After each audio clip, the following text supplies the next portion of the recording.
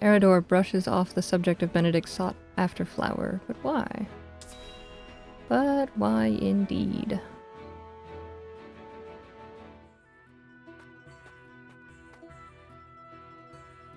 Made it in time, my lord. Eridor, you came. Lady Destra. Your mother was loved by one and all, my lord. Honoring her this day is the least we can do. Is it just you here, my lord? We are beset on all sides by tasks large and small. I would not impose my familial obligations on the others. Spoken like a true leader. Me and your mother may not have been family by blood, but duty bound us just as close. I am sure she would have been overjoyed to see you by my side.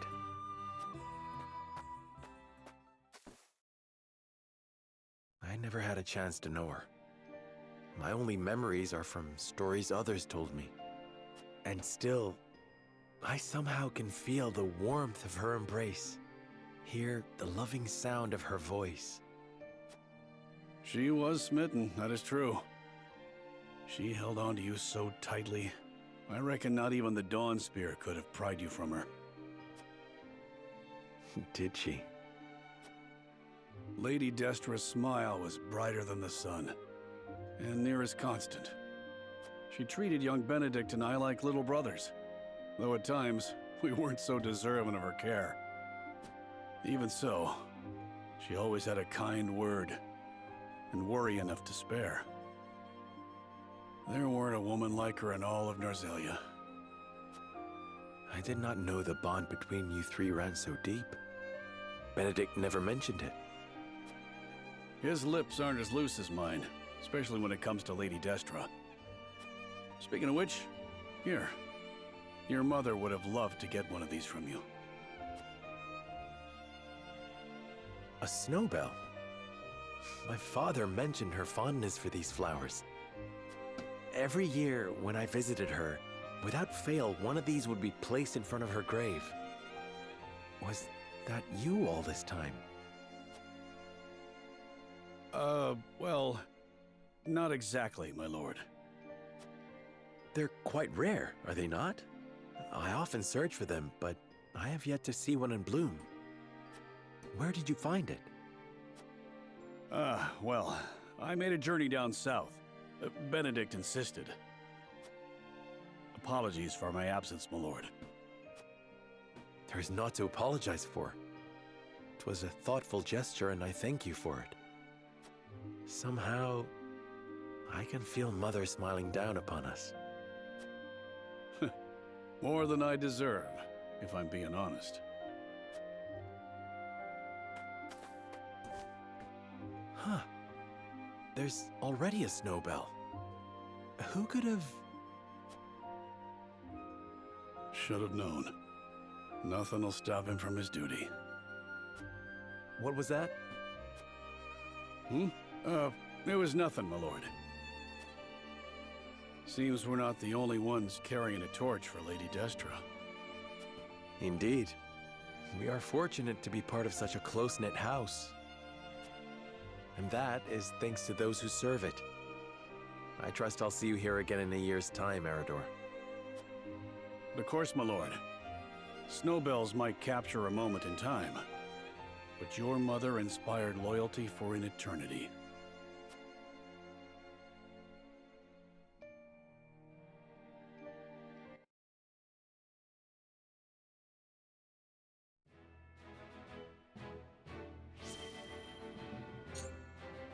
While out training, Huette recalls a promise she made to Roland before the war began. Boy, so sleepy. But I'm still awake enough for this. It's not 6 a.m. yet. I'm getting there.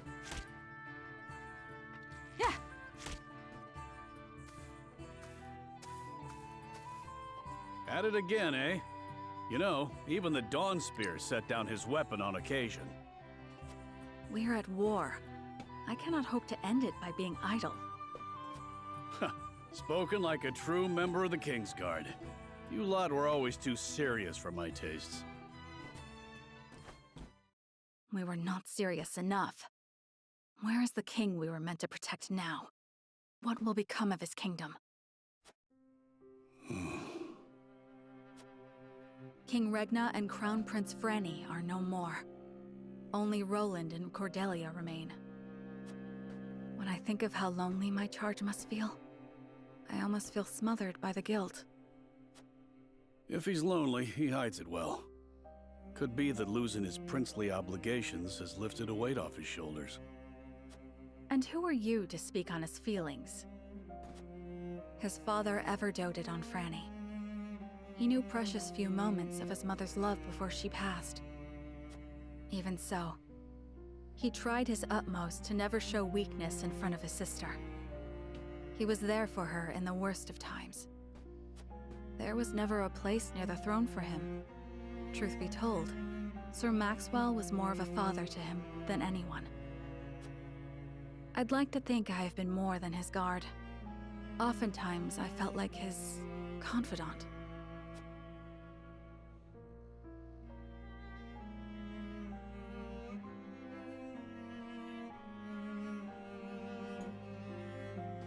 You and Flugy are constant companions. As I said before, my prince, he is more than my companion. He is the truest friend I could ask for. A true friend. I must admit, I envy your relationship. My prince, I did not mean to. 'Tis nothing to apologize for. I simply find the idea of soaring the skies with a true friend to be somewhat romantic. You could do the same with the proper training. If it pleases you, my prince, I would gladly teach you. You would? Then I gladly accept. I trust you will go easy on me. I can promise no such thing. You must become as ferocious as a hawk yourself if you wish to ride one.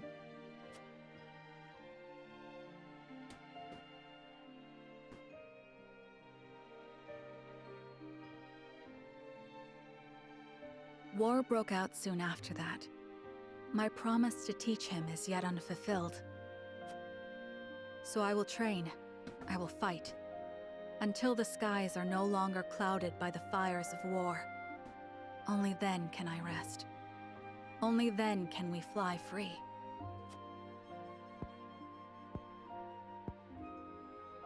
Perhaps then, with the wind in our faces, we can forget our stations, our titles, if only just for one moment. What was that last part? You'll have to speak up. Nothing. Nothing at all. Yes, it's back to training for me.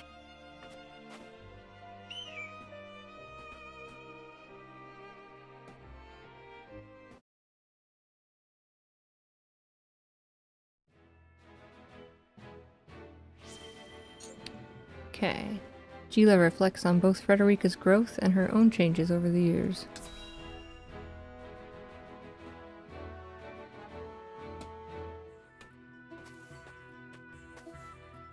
It's become late. We'd best keep an eye out for bandits. You have a warrior's intuition. You needn't worry. I won't let us come to harm. It takes no great intuition to see that this world is falling ever deeper into chaos. The reasons, however, remain elusive. Will we see our way safely through this darkness? I cannot say. We have naught but our duty, and mine is to Prince Roland, whatever might become of House Wolford. I find your perspective refreshing. Although it may be direct, you walk the path you've chosen with confidence.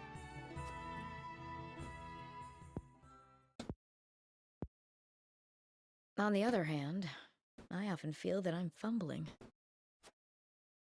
I had thought Gustadolf to be a man of reason, but now I see that he will not hesitate to employ deceit to achieve his goals. In a manner of speaking, he and I are not so different. I too once hoped to have the influence to change the nation. At least, I told myself so. Really, all I wanted was to be free, and Frederica was simply a means to that end.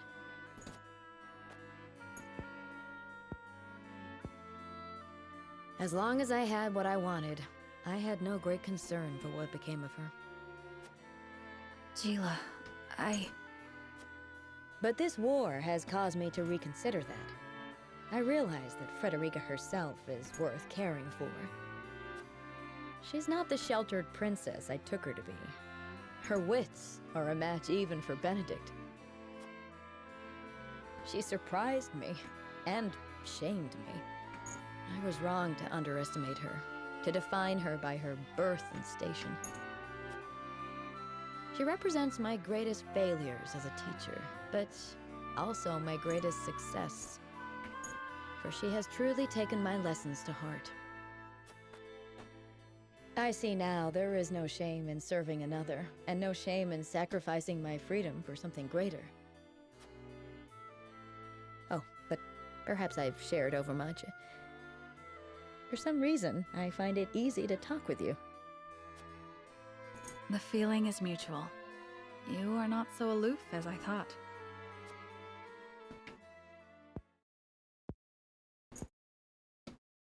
Ah, I've just had a thought. When the war is behind us, I may very well open my own school. Of course, you would be welcome to join me. I would be master of the classroom, and you could be master of the training yard. We could teach our students the art of hawksmanship. Our riders would be first class.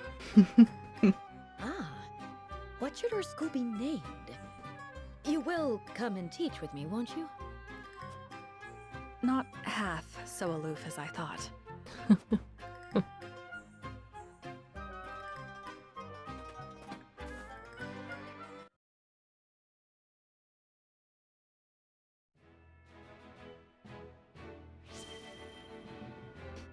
To left.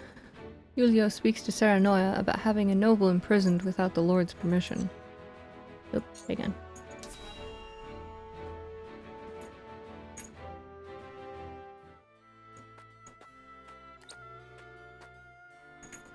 Lord Serenoa, may I speak with you? About that noblewoman, yes? Eridor's told me what happened. Forgive me. I know that I should have waited for your orders before acting. But I could not leave that woman to her devices. The longer the war goes on, the more the people suffer.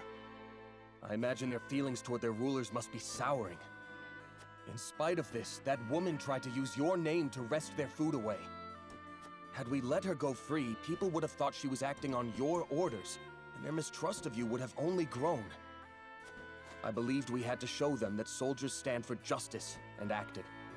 I accept whatever punishment you deem fit. There will be no punishment, for you have committed no wrong. My lord. Anna looked into her. It seems that woman's ill repute dates back to her days in Glenbrook. Likely, she thought to obfuscate her misdeeds in the Crown City by hiding within my troops. But she wasn't able to conceal her true self in the end. I suppose she thought to earn my favor with the stolen food. Unfortunately for her, she misjudged my principles. Lord Serenoa. Forgive me for my oversight in this matter. I shall take all necessary precautions to ensure nothing like it happens again.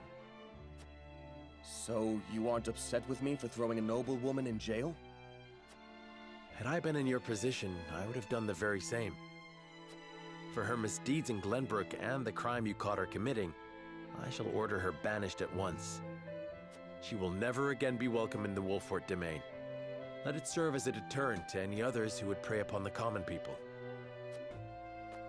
It is rare that I meet someone so committed to holding those of high birth accountable for their actions. I hope you will continue to do so. House Wolfort must be a house the people can trust. Of course, my lord. You have my word.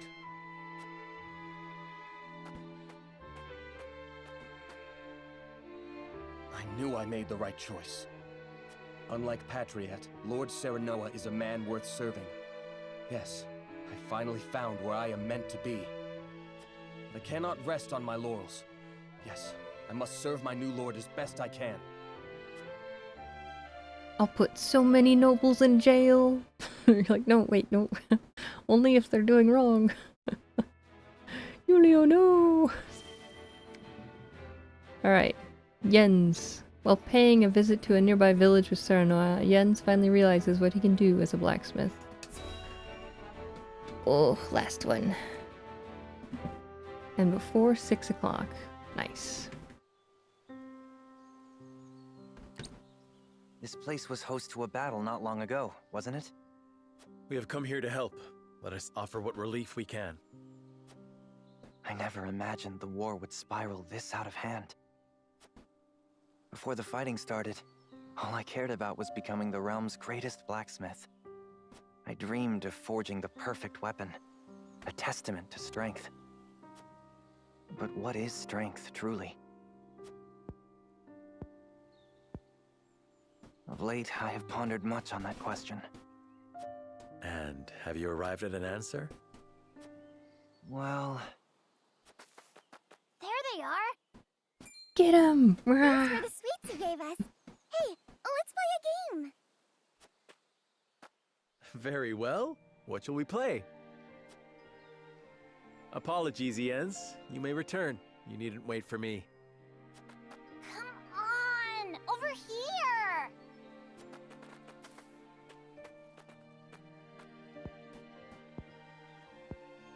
I believe I may have found my answer, Lord Serenoa. Courage, kindness, warmth that kindles a smile upon a child's face. The fortitude to keep fighting, no matter what trials you may face.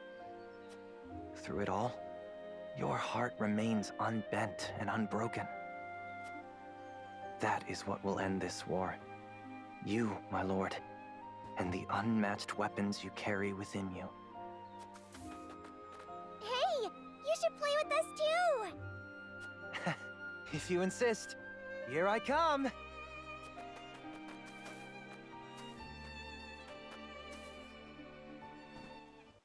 That's cute.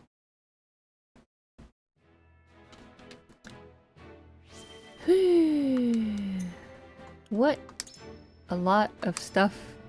Like, wow, that was a lot. Played around with the new characters. Decimal seems really cool. And I really like... Shoot, what's her name? Piccoletta? Piccoletta, sorry. Lord Serenoa, listen to this. I was throwing my ball the other day and everyone started clapping. I love it here. I'll do my best to put a smile on everyone's face. Yeah, it's like I haven't talked to the new people yet. Lord Serenoa, allow me to express my gratitude once more for accepting one such as myself into your ranks. When this war began, I wondered what I should be doing as a shaman. But then you came along and I knew it was fate. I promised to do all I can to be of service to House Wolford. I'm so grateful for the kaleidoscope, Lord Serenoa. Thanks for your generosity. I have discovered a new method of calculation. I call it Target HB7. If my calculations are accurate, I will be able to show you something amazing in our next battle. What that something is exactly, I do not know. My apologies for being such a useless failure. Lord Serenoa, I can supply your forces with any medicines they may need. Just say the word and it shall be yours. Your soldiers shall know no pain while I'm around. Provided I have the items, yes. My time on the battlefield has been an incredible boon to my research, and my knowledge grows with every passing victory. I've become proficient enough at ice magic to call myself an ice caster. Fear not, my lord, titles are hardly enough to satiate the curious mind. I assure you that my research continues apace. Ah, Lord Serenoa, I cannot thank you enough for letting me join your house after all that shouting I did. I was able to talk to a lot of different people here, and it made me realize that none of them have ever heard my grandfather's name. That's why I'll work harder than ever, than I ever have before. Then everyone in Orzelia will have to acknowledge his name. As the last disciple of the Archmage Grandant, I swear it. You have anything new? Thank you, my lord, for forgiving my indiscretion. No one else has ever given me the confidence I needed to do what I believe is right. Nice mood. Think I'd live long enough to see that blubbering baby become a warrior. And long indeed have I lived. Rahaha. Oh, it looks like someone's ready for class promotion. Yep, I was waiting until we started streaming. There are so many promotions available. Literally everyone can be promoted. But not everyone, because we only have like 3 of these. I mean, yeah, just promote Serenoia, obviously. Get him out of the way. My blade shall attest to my convictions. That is a nice blade. Reach the end of this path. And... yeah, you know, get it. Get there. Level 3 it up. On my honor as king. Spring in your step.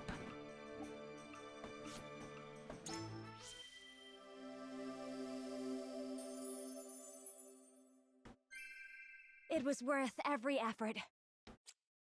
Magic ablaze.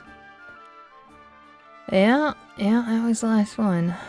We need more. I need more medals. Chive. Yeah. We have 3 more things we could buy for upgrades. Until next time. Oh, what I was gonna do... I have a whole bunch of War Chronicle stuff, and since we're just nearing the start, I might as well read them.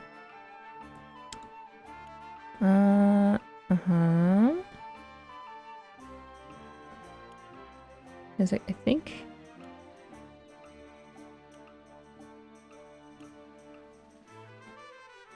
trying to make sure I've read these. Okay, this one's new. The plains of Glenbrook, which spread across the center of the realm, are a fertile area enriched by the river's waters. The central area has been cleared away and established at the breadbasket of Norzelia. Known for its bountiful grain harvest, I'm trying to, like... you know, you ever had the problem where you're, like, trying to read one line and then your eyes just jump around? Because why not? Who needs to read things in the correct order?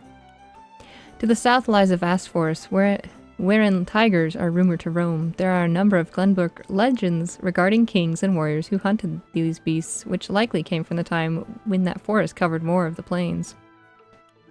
Hawks are also known to inhabit various areas across the plains. Their shrewd conduct and gallant figure is known to all who live in the area, and they're beloved by the kingdom's people as a symbol of strength and pride.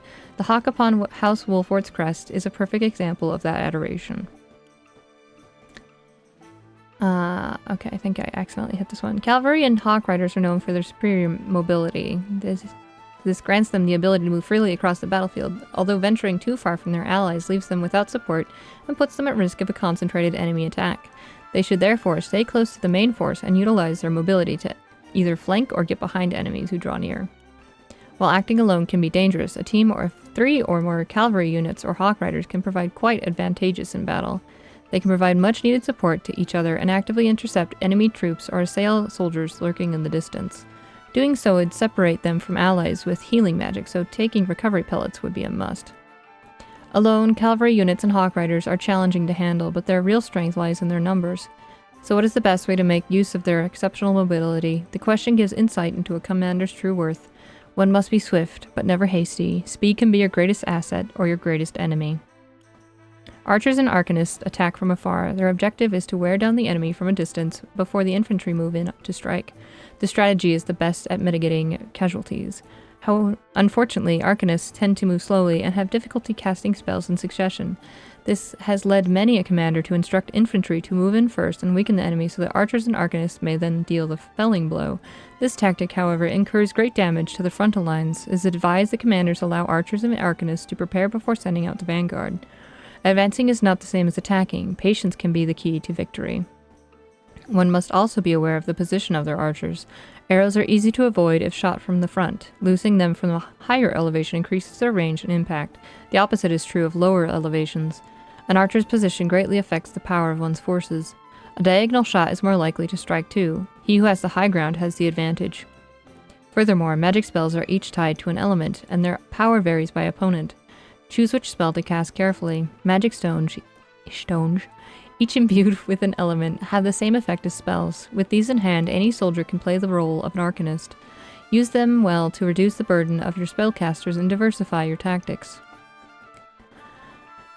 Shield bearers and healers are key elements to solid defense, but are unexpectedly difficult to use. Many commanders have failed to leverage them wisely on the field of battle. Shield bearers excel in defense and are generally placed near the main force or its leader to prevent sieges and flank attacks. Many of these units can push back enemies with their shield, which is particularly useful when facing stronger foes. Shield bearers are an essential unit to have when up against a rivaling general. Relentless attacks have costed me victory, but solid defenses never have. Only a fool attacks first and protects themselves later. A good defense must come back. A good defense must come before a good offense. More gravity, more ouch. It's true. Healers are units that can cure their injured allies. And hi, Jethro. Hope you're doing well. Most commanders therefore wish to keep them at the rear of the main forces, but enemy attacks can usually reach anywhere healing magic can. In general, healers should be made to wait at the rear and advance only when necessary. Once their job is done, they should make a quick retreat. Though this sounds cumbersome, healers are responsible for keeping their fellow soldiers alive and are especially vulnerable to enemy attacks. Commanders must therefore pay close attention to their movements, for if they fall, the entire army is likely to follow suit. Hastiness avails no one on the battlefield. In victory, caution is king. Yeah, I'm doing alright. The Salt Iron War. Do you know anything about this game, Jethro? The Salt Iron War, one of the fiercest wars raged in the realm of Norzelia, can be roughly divided into 3 periods. Before its onset, the Grand Duchy of Aesfrost secretly contacted the Kingdom of Glenbrook and asked for an alliance to break Hyzant's monopoly over salt. Glenbrook agreed. In exchange for their logical support and permission to march through the kingdom, Glenbrook asked Aesfrost for joint governance of the source.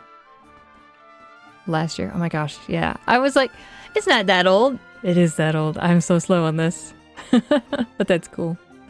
On the day the war began, the duchy's troops proceeded through Glenbrook and declared war on Hyzant as they rushed the Holy State's capital.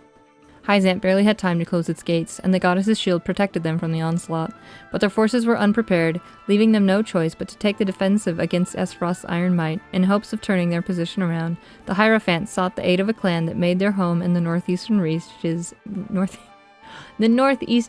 of a modern-day Glenbrook. They called themselves House Wolfort.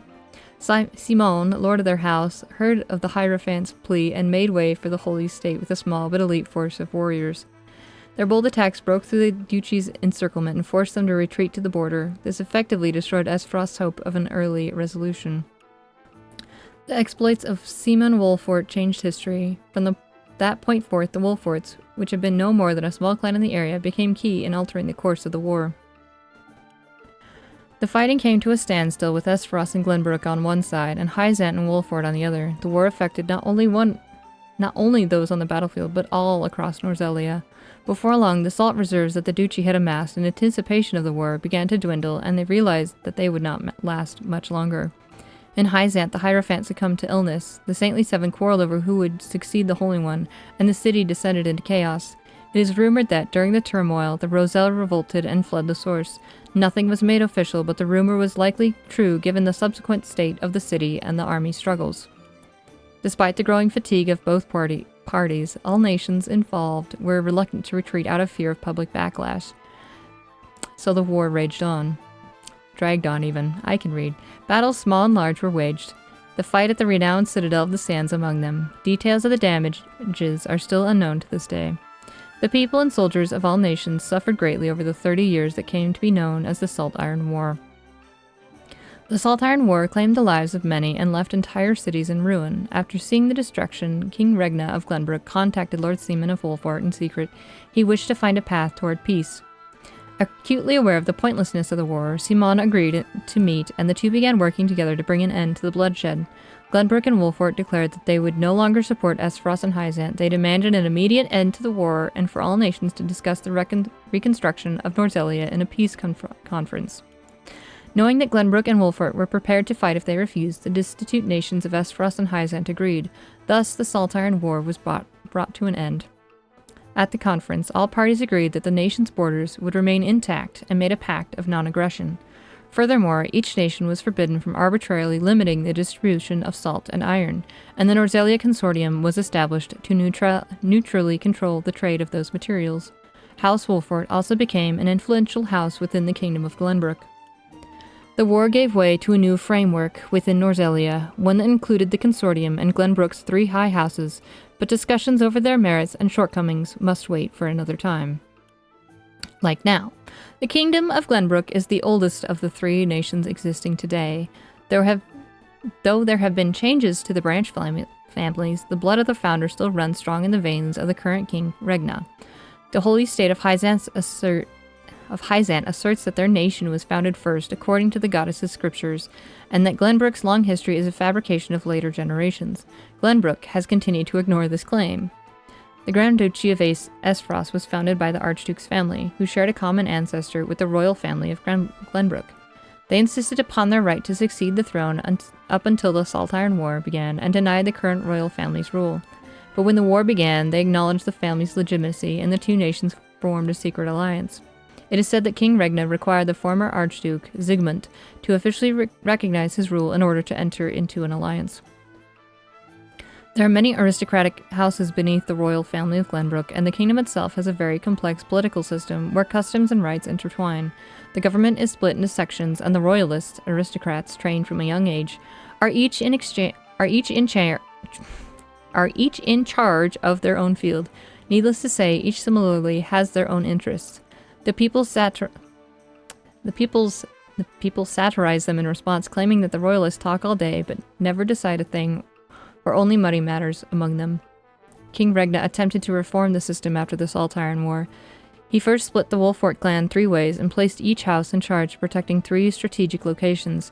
He appointed the clan lord Simon as lord of the Wolfort domain. He then elected the adept Landroy Falks, who fought at Simon's side during the war as lord of the bountiful southern lands. Finally, advisor Gord Tellior was put in charge of the northern reservoir. Thus, the 3 high houses were established. King Regna hoped to bring the royalists under control by creating a rivaling force that already had merit to their name. It was also rumored that the king divided the elite Wolfort clan to diminish their might. His plan succeeded, but only in part. The 3 high houses gained almost as great popularity as the royal family itself, and the influence of the royalists was suppressed. However, because the kingdom focuses on old customs and Lord Simon prefers to dedicate himself to his house rather than vie for more power, the royalists still continue to spearhead Glenbrook's politics. We'll do this last one. There are no detailed records remaining regarding the ancestors of Glenbrook's famed house, Wolfort. According to legend, a single hawk led a traveling warrior to a mountainous area northeast of the kingdom where the small tribes of Falks and Tellior resided. The warrior, a distant ancestor of Wolfort, then began to unite the tribes as a house under his leadership. As a result, he was able to maintain his clan's independence despite being in the middle of the 3 nations, his small but elite forces famed throughout the land. Simon, lord of the clan during the Saltiron War, held great influence on the battlefield and helped King Regna lead the war to its end. At the end of the war, he made a pact with the king, and his house became sword and shield of the crown. The clan was split into 3, Wolfort, Tellior, and Falks, and each was given their own domain to govern. Despite Simon being his vassal, King Regna holds House Wolfort in special regard and treats the lord with heartfelt respect as both a friend and fellow warrior.